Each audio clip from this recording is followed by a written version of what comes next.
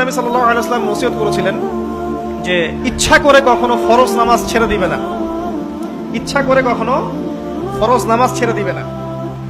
কারণ যে ব্যক্তি নামাজ ছেড়ে দেয়, ফরজ নামাজ ইচ্ছা করে ছেড়ে দেয়, সে ব্যক্তি আল্লাহর জিম্মাদারি থেকে মুক্ত হয়ে গেল, তার উপরে আল্লাহর কোনো জিম্মাদারি নাই।